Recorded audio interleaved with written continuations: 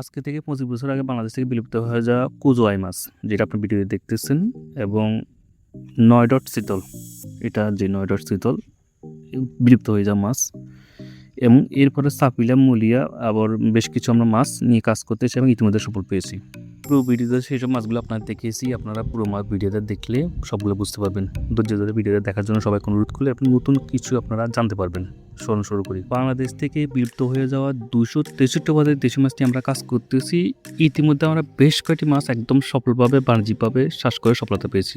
ভিডিওতে আপনার যেটা সেটা সাপিলা। আমরা সাপিলা মাছ চাষে শতভাগ সফল হয়েছি। নদী থেকে এই সাপিলার রেণুগুলো আমরা সংগ্রহ করে পুকুরে দিয়ে চাষ করছি এবং শতভাগ সফলতা পেয়েছি। যাক, এটা আমাদের একটা আপকামিং প্রজেক্ট এবং এটা আমরা সফল। যে আপনারা এর আগে বেশ কয়েকটা আমরা ভিডিও দেখছেন যে আমরা সাপিলাকে তৈরি করছি, সাপিলা বাজারে বিক্রি করতেছি এবং প্রচুর চাহিদা। এই সাপিলাগুলো শুধু কেজি প্রতি ৩০০ টাকা করে বিক্রি করা যায়। আমি বলতে যে এটা দেশি মাছের ক্ষেত্রে একটা বিলুপ্ত রয়েছে। যাক, আমাদের আপকামিং আরও বেশ কিছু আমরা মাছ নিয়ে কাজ করতেছি। তার মধ্যে একেবারে একটা রেয়ার একটা মাছ নিয়ে আমরা সম্প্রতি কাজ করতেছি, সেটি হলো এই মাছটি।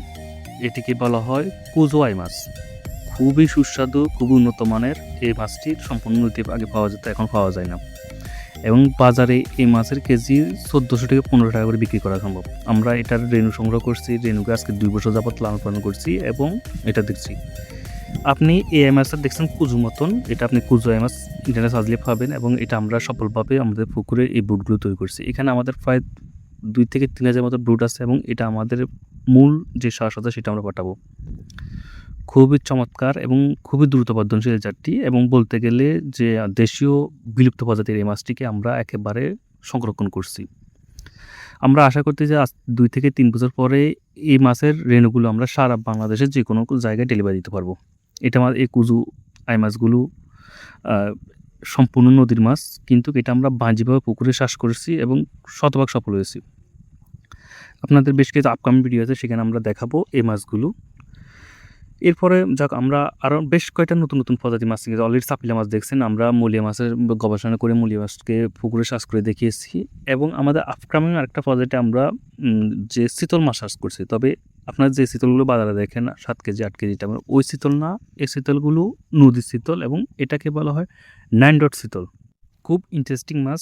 আমাদের এই যে গাছ দেখতেছেন এইটাকে বলা হয় ৯ ডট চিতল। সাধারণত আপনি যে চিতল মাছগুলো বাজারে দেখবেন সেগুলোতে ৩টা ডট থাকে এবং এগুলো বাণিজ্যিক চাষের মাছ, কিন্তু এই যে ৯ ডট চিতল দেখতেছেন সেটা সম্পূর্ণ নদীর মাছ, এবং এর যে দাগগুলো আছে সেগুলো দেখতেছেন উপর নিচ করে একেবারে সমান্তরাল ছড়িয়ে থাকে। তবে এই মাছটার একটা যে সমস্যা হলো যে বাজারে যেগুলো আপনার ৭ কেজি ৫ কেজি চিতল দেখেন, এই মাছগুলো ২ কেজির বেশি বড় হয় না। এটা সবচেয়ে বড় একটা সমস্যা, এবং বাংলাদেশে এটি এক সম্পূর্ণ দেশি মাছ। এটি একটি বিলুপ্ত প্রজাতির মাছ। এই মাছটাকে আমরা সংরক্ষণ করছি এবং এই মাছটা থেকে আমরা ডিম নিয়ে এটাকে ফুটিয়ে যে আমরা নতুন করে তৈরি করব। যাক, এখন যে ভিডিওটি দেখতেন সেটি হলো আমরা সাপিলা মাছ। আমরা সাপিলা মাছ অলরেডি একেবারে সফলভাবে করছি এবং প্রতিটা পুকুরে আমরা অল্প অল্প করে সাপিলা মাছ দিয়ে দেখছি, এবং মোটামুটি সাপিলা মাছের আর সংকট হবে না। বাংলাদেশ থেকে যে সাপিলা মাছ বিলুপ্ত, এটা আর ফলানোর সুযোগ আমরা রাখলাম না। আপনি আমাদের যে কুজু মাছ, নদীর কুজু যেটা আছে সেটা আমরা পুকুরে চাষ করে একেবারে শতভাগ সফল হয়েছি। সেটা আমরা পুরো নেটে সিরিজ করে ভিডিও করে আপনাদের দেখাবো। পাশাপাশি আপনাদের তো আমরা ৯ ডটের একটা যে চিতল মাছ দেখেছি। মোটামুটি ফার্স্টটা আমরা বিলুপ্ত প্রজাতি বাংলাদেশে যেটা বাংলাদেশে হারিয়ে গেছে সেই মাছগুলো পুকুরে বাণিজ্যিকভাবে চাষ করে এবং শতভাগ যে চাষ করা যায় সেটা আমরা প্রমাণ করে দেখিয়েছি। আমাদের আপকামিং আরেকটা প্রজেক্ট আছে, সেটা হলো কালো পাবদা। অর্থাৎ আপনার যে বাজারে পাবদাগুলো থেকে এগুলো সাদা রঙের পাবদা, এগুলো বাণিজ্যিক এবং এটাকে থাই পাবদা বলা হয়। কিন্তু আমরা দেশি প্রজাতির দেশ থেকে আজকে থেকে ২৫ বছর আগে বিলুপ্ত হয়ে যায় কালো পাবদা, সেটা আমরা চাষ করার জন্য পুকুরে অলরেডি সব প্রস্তুত করছি, এবং আমাদের অনলাইন থেকে ব্রুড সংগ্রহ করার জন্য যে আমাদের সব কিছু হয়ে গেছে, এবং ইতিমধ্যে আমরা হয়তো মাসখানেক পরে এই কালো পাবদার ব্রুডগুলো পাবো। তখন এই পাবদাগুলোকে আমরা পুকুরে সরাসরি চাষে দেব। ভিয়েতনামে কিছু আমরা যে থিসিস পড়ে জানতে পারছি, কালো পাবদাগুলো শুধু উপরেস্তর প্লাঙ্কটন, জলজ প্রাণী এবং ছোটো ছোটো পোকা খায় এবং কোনোভাবে এরা খাবার গ্রহণ করে না। আমরা সাধারণত বাণিজ্যিকভাবে যে খাবারগুলো ফিডগুলো দিই সেগুলো কালো পাবদা খায় না।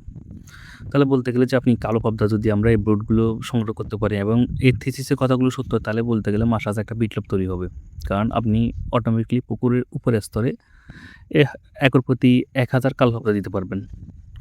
এবং এই কালপাবদার মাধ্যমে যে যে কালপাবদার কেজিগুলো আমরা অনলাইন থেকে জানতে পারছি 1500 থেকে 3000 টাকা হয়। প্রচুর দামি পাবদাগুলো, এগুলো রোগ রোগ প্রতিরোধ ক্ষমতা বেশি, মানুষ এটার জন্য প্রচুর চাহিদা। তাহলে যে বলতে গেলে আমরা যদি কালো পাবদা এই বিলুপ্ত প্রজাতির মাছটা ফিরিয়ে আনতে পারি, তাহলে যে মাছ চাষের জন্য একটা বিপ্লব তৈরি হবে এবং যে বাণিজ্যিক যারা চাষি আছে তারা উপকৃত হবে। এবং আমরা সাম্প্রতিক সময় একটা সিরিজ আপনারা দেখতেছেন, জায়ান্ট তেলাপিয়া চাষ করছে বাংলাদেশে। যে তেলাপিয়াগুলো আপনার পাওয়া যায় সর্বোচ্চ 2 থেকে 2.5 কেজি কিংবা 3 কেজি হয়, কিন্তু আমরা এমন একটা তেলাপিয়া জাত সংগ্রহ করছি যেটাকে বলা হয় giant tilapia, গ্রিপড spring giant tilapia. এই তেলাপিয়া 7 থেকে 8 কেজি হয়। যদিও এটা একেবারে প্রাথমিক ট্রায়াল পর্যায়ে আছে, আমরা রেণু পুকুর এটা রেণু নিয়েছি এবং নার্সিং করতেছি। পুরো বছর ব্যাপী এটা বিশাল সময়ের ব্যাপার স্যাপার আছে, সেটা পরে বলতে পারবো।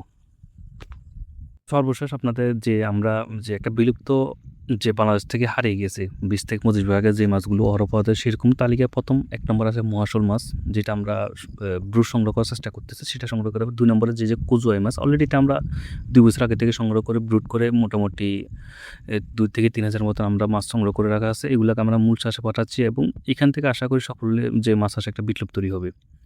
তৃতীয়ত আমরা সাপিলাতে একেবারে সফল হয়েছি, যে অ্যাভেলেবেল এখন সাপিলা আপনি পাবেন, যে কোনো আমরা প্রতিটা পুকুরে আমরা সাপিলাকে বাণিজ্যিক আওতায় নিয়ে আসছি। তারপর আমরা পরীক্ষামূলক মূল্যে চাষ করছি এবং সফল হয়েছি। তারপর আমরা চিতল নতুন একটা জাত নিয়ে কাজ করছি, যেটা 9 ডট, এটা আমরা বিডিতে এর আগে এখন বলছি আপনাদেরকে। এবং আমরা যে কালো পাবদার ব্রুডগুলো কয়েক মাসের মতো আমরা পাবো, সেটাকে আমরা মূল চাষে রাখবো এবং এটা বলতে গেলে যে বাণিজ্যিক চাষের জন্য একটা বিপ্লব তৈরি হবে। আমরা সর্বশেষ আমাদের আরেকটা মাছ নিয়ে যে কাজ করার খুব ইচ্ছা আছে এবং সেটার জন্য আমরা যে ব্রুডগুলো সংগ্রহ, যেগুলো বেশ কিছু সরকারি হ্যাচারিতে আমরা যোগাযোগ করছি, এখনও প্রায়নি। যদি প্রায় তাহলে বলতে গেলে যে নতুন এই প্রজাতির মাছটা যেটা 20 থেকে 25 বছর আগে বিলুপ্ত হয়ে গেছে, সেটা আমরা ফিরিয়ে আনতে পারবো। সেটাকে যে আমাদের স্থানীয় ভাষায় রানী মাছ বলা হয়। যে আমি বাংলাদেশের বেশ কয়েকটা হ্যাচারিতে যোগাযোগ করেছি, সরকারি হ্যাচারিগুলোতে, এগুলোতে এই মাছের কোনো ব্রুড সংগ্রহ করতে মনে করে নাই।